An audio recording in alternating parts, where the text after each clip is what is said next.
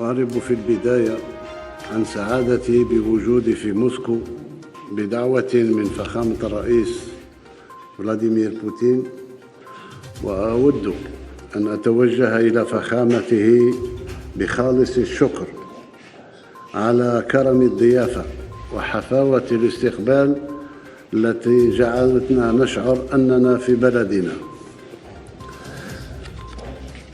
هذه الزيارة التي تندرج في إطار الجهود التي يبذلها بلدنا لتوطيد علاقاتنا الثنائية وتعزيز ديناميكية التعاون بيننا. لقد كانت المحادثات مع فخامة الرئيس فلاديمير بوتين خلال الظهيرة مثمرة، صريحة وصادقة، عكست مستوى العلاقات السياسية المتميزة وأكدت إرادتنا المشتركة لمواصلة التشاور السياسي التقليدي بين البلدين. وأفتح قوس لأقول أننا متفقين مع كل ما جاء به فخامة الرئيس فلاديمير بوتين من خلال تدخله.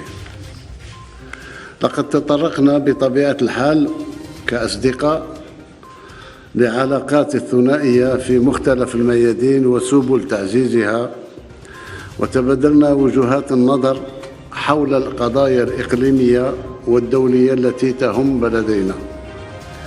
وفي هذا الصدد أسجل ارتياحنا لتوافق الرؤى تجاه الملفات التي تناولناها بالحديث، ومنها قضية النزاع في الصحراء الغربية والوضع في منطقة الساحل والقضية الفلسطينية والتطورات التي تشهدها منطقة الشرق الأوسط، كما تطرقنا إلى ما يجري في ليبيا. لقد سمحت هذه الفرصة بتوجيه جزيل شكرنا لفخامة الرئيس على دعم روسيا للترشح بلدي للانضمام إلى مجموعة البريكس، واتفقنا على المضي بالعلاقات الجزائرية الروسية إلى المزيد من التعاون، وهو ما يعكس توقيعنا على تصريح الشراكة الاستراتيجية المعمقة التي يشهد على حرصنا المشترك لتكثيف وتوسيع التعاون بما يتماشى مع مستوى علاقاتنا التاريخية التي تمتد إلى أكثر من 60 سنة، وذلك من خلال اعتماد خارطة طريق طموحة للتعاون الثنائي يهدف إلى الاستفادة من أوجه التكامل الاقتصادي بين البلدين. إن التوقيع الذي تم اليوم على عدة اتفاقيات ومذكرات تفاهم يعكس بوضوح طموحنا إلى توسيع نطاق التعاون.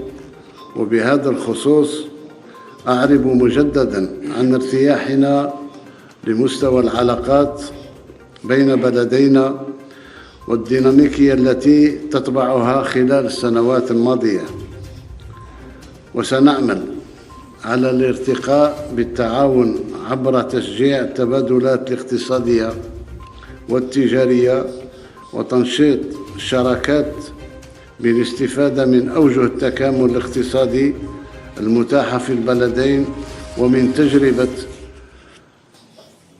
فيدرالية روسيا في كل ميادين الصناعية، صنع الأدوية، فيما يخص الميكانيك، وكل مجالات مفتوحة للتعاون.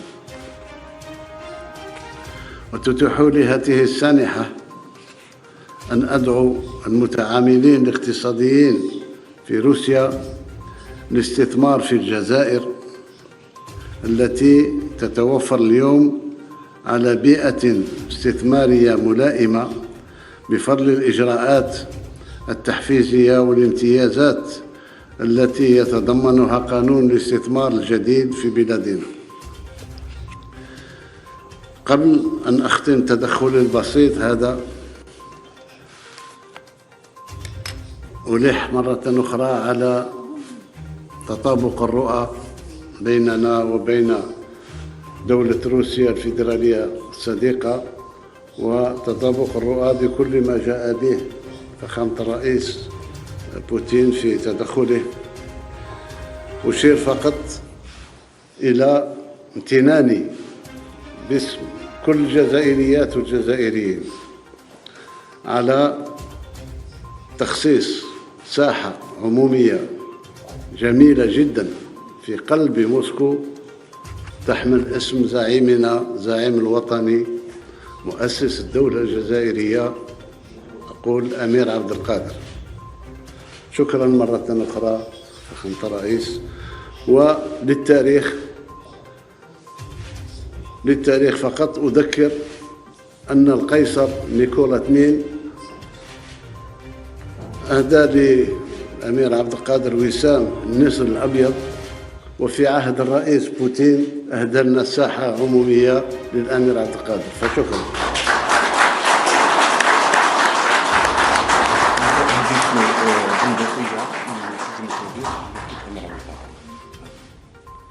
وكما أشير فقط أن أمس مع حضور الجالية الجزائرية أبت الجزائر إلا أن تكرم آخر من جنود الفيلق الذي كان يشتغل في الجزائر مباشرة بعد الاستقلال في نزع الألغام التي زرعت من طرف المستعمر، والتي ما راح ضحيتها كثير من جنود الروس.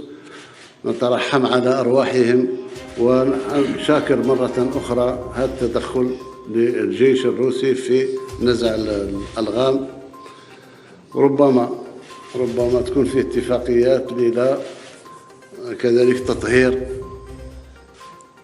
مناطق التي تم فيها التجارب النووية أيام الاستعمار، أن تطهر من طرف ربما مختصين من أصدقائنا في روسيا الفيدرالية. شاكر لفخامة الرئيس صدره الرحب وسعة الصدر على قبوله إمكانية توسط بين صديق دولة صديقة روسيا الفيدرالية وأوكرانيا فيما يخص النزاع القائم حاليا. شاكر له هذه الثقة وستكون في محلها إن شاء الله. وفي الأخير أود أن أحيي التزام فخامة الرئيس فلاديمير بوتين بالعمل على تنشيط علاقاتنا الثنائية ومشاوراتنا السياسية، وعلى الأهمية التي يوليها شخصيا لتعزيز شراكتنا في كافة الميادين. دامت الصداقة الروسية الجزائرية، والسلام عليكم ورحمة الله تعالى وبركاته.